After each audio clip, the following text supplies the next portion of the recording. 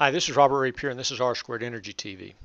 On this week's episode, I deal with a number of questions I've gotten over the whole drought with the corn crop and how this affects our renewable fuel standard. So I'll just consolidate all these questions and try to answer and talk about the issue a little bit. So the current drought is causing corn crops to come in much lower than they were expected to come in. Now, the one thing to keep in mind is the corn crop is still going to be large. I do expect the ethanol mandated volumes that are produced from corn will still be met this year. Corn prices are on the way up. Ethanol prices are on the way up. There is some grumbling about this and about the potential for, and in fact, I've written about it before, that a major drought would cause us to probably really take a second look at what we're doing here with corn ethanol, because at the same time we're going to have a shortage probably of enough corn to meet the demand for food and fuel, and so the price of corn is going to go up, and it's going to impact both of them.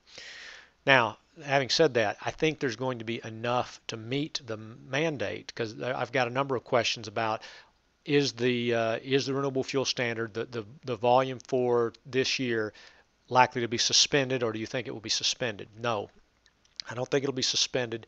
I think ethanol producers would be lobbying very hard to prevent that precedent from being set.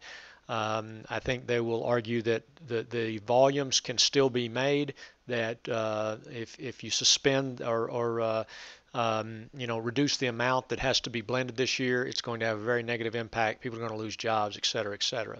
So I don't think that's going to happen. Just to step back and review what the Renewable Fuel Standard is, in 2005 this was passed as part of the energy bill.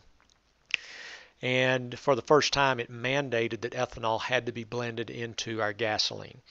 Now, ethanol had struggled for many years to gain a lot of traction. We did have ethanol production. We were subsidizing it, offering a tax credit, but it could never compete on price with gasoline.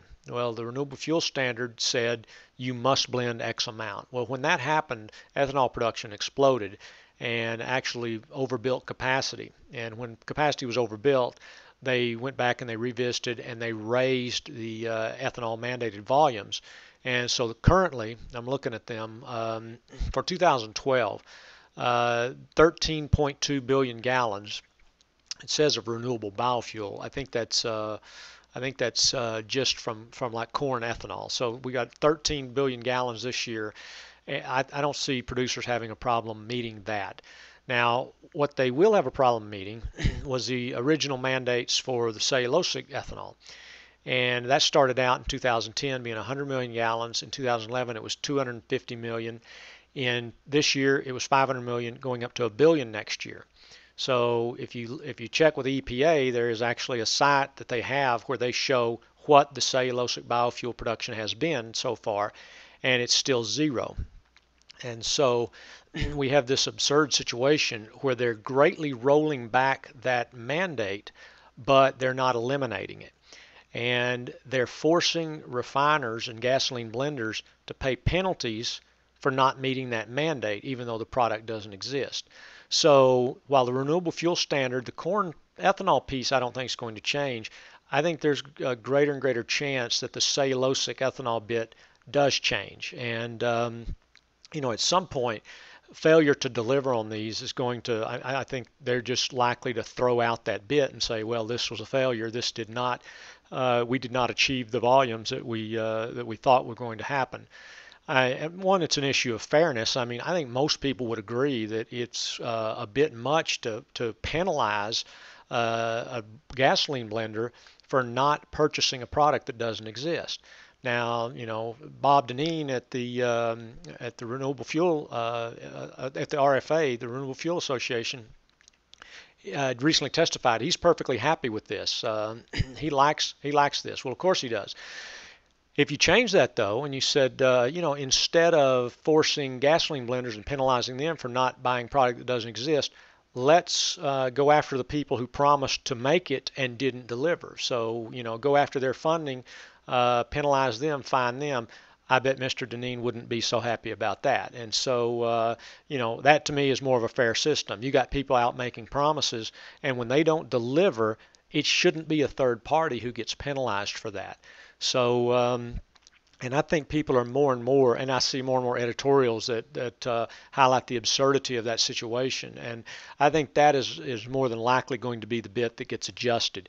Right now, all they're doing is scaling back the mandates. Like I said, it goes up to 1 billion gallons next year, and so far there's been no commercial qualified production according to the EPA still. I think they rolled the mandate back for this year to something like 6 million gallons. I predicted that it won't even be 2 million, and it probably won't even be a million, and it's possible it'll be zero again. There are some projects in the works. I think all of these projects are going to suffer from the same problem. When they get up and get going, they're going to be a money pit, I think, and is going to have a very difficult time competing with corn ethanol and with gasoline. So I think over time this whole cellulosic ethanol fad will disappear. I think there will be biofuels that we produce from cellulose. It's just not going to be ethanol. I mean, we've tried this experiment before. It's failed. It didn't fail technically. It failed on the basis of economics, and I think that's where we're going to be again. So in a nutshell, I think the renewable fuel standard will get adjusted, just not the corn piece. I think that's going to continue. I think that corn ethanol prices, I predicted last week they would be on the rise. They continue to rise. They're up 10% in the last week. I think as long as this drought continues, and it's affecting corn and soybeans both, I think you'll see a lot of pressure on those prices. I saw corn broke $8 a bushel, I think, yesterday. So it's really having an impact on that, and it will trickle down. So with that, that's this week's episode. Please tune in next week. Thank you.